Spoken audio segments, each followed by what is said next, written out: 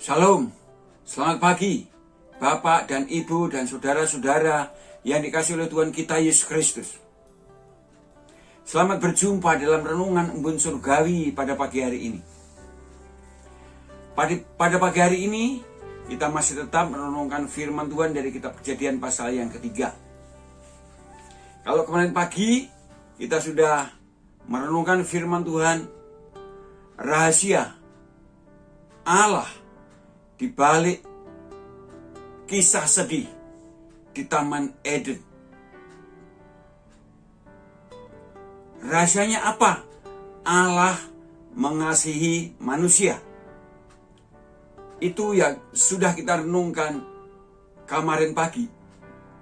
Dan pagi hari ini masih dalam satu tema, yaitu rahasia Allah di balik kisah sedih di Taman Eden.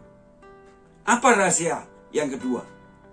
Rahasianya adalah Allah menghukum dosa dan memberi pengharapan kepada orang berdosa.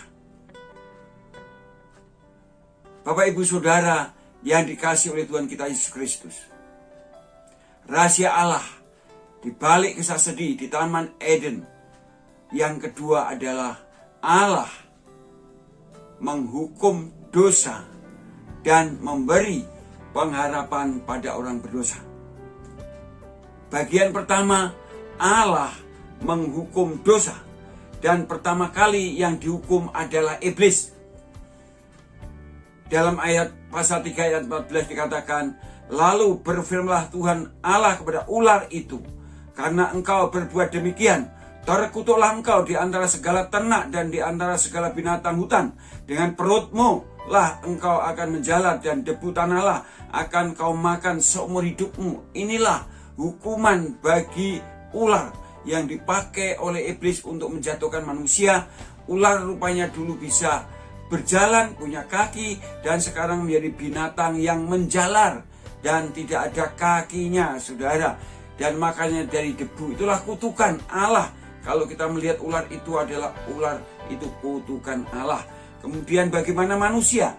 Manusia dihukum, saudara. Hawa dihukum. Ayat 6 dikatakan, firman-Nya kepada perempuan itu, susah payahmu waktu mengandung akan kubuat sangat banyak.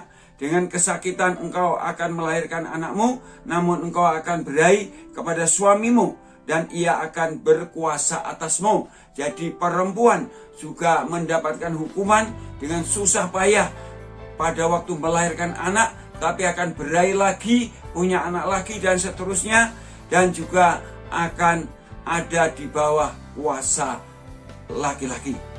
Itu hukuman bagi perempuan. Lalu laki-laki bagaimana? Adam juga dihukum, saudara. Ayat 17, lalu firman-Nya kepada manusia itu, karena engkau mendengarkan perkataan istrimu dan memakan dari buah pohon yang telah kuperintahkan kepadamu, jangan makan daripadanya, maka terkutuklah tanah karena engkau. Dengan bersusah payah engkau akan mencari rezekimu dari tanah seumur hidupmu. Semak duri dan rumput duri yang akan dihasilkannya bagimu, dan tumbuh-tumbuhan di padang akan menjadi makananmu. Dengan berpeluh engkau akan mencari makananmu sampai engkau kembali lagi menjadi tanah, karena dari situlah engkau diambil, sebab engkau debu dan engkau akan kembali menjadi debu. Adam juga dikutuk untuk bekerja keras, berpeluh. Itu pun ada tantangan, ada semak duri yang menghimpit. Untuk mendapat makanan harus bekerja keras. Tuhan Allah itu Allah yang penuh kasih, tetapi kasih itu juga menghukum baik iblis, ular dihukum, manusia juga dihukum. Kalau kita jatuh dalam dosa, mesti juga saya dan saudara ada dampak yang tidak baik. Karena itu Tuhan berkata dosa itu dihukum. Tetapi saudara-saudara, Allah memberi pengharapan, kemenangan kepada manusia terhadap kekuatan kuasa iblis. Perhatikan saudara, ayat 15. Aku akan mengadakan permusuhan antara engkau dan perempuan ini, antara keturunanmu dan keturunannya.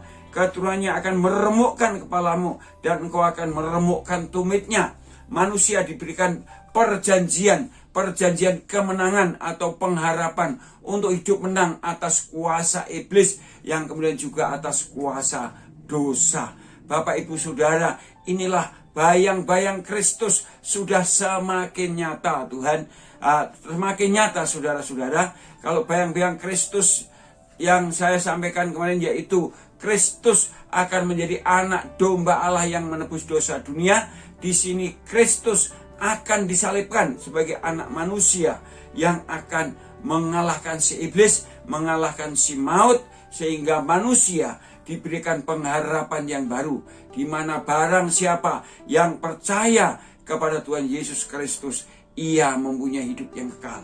Barang siapa yang percaya kepada Tuhan Yesus Kristus menjadi anak-anak Allah, bukan karena daging dan darah, tetapi oleh karena iman kepada Tuhan Yesus Kristus. Jadi dikembalikan lagi posisinya sebagai anak Allah seperti zaman Adam dan Hawa di Taman Eden. Oleh sebab itu Bapak Ibu Saudara yang dikasihi Tuhan, bagi saudara yang belum percaya Yesus, percayalah kepada Tuhan Yesus Kristus, dosa Anda akan diampuni. Percayalah kepada Tuhan Yesus Kristus, saudara akan menjadi anak-anak Allah, sehingga Anda akan diberkati dengan Allah, dengan memiliki persekutuan yang akrab dan intim bersama dengan Tuhan. Allah mengasihi manusia, Allah menghukum dosa, Allah memberikan pengharapan kemenangan kepada manusia, yaitu manusia yang percaya kepada Tuhan kita Yesus Kristus. Amin. Selamat pagi, selamat berkarya, Tuhan beserta kita senantiasa.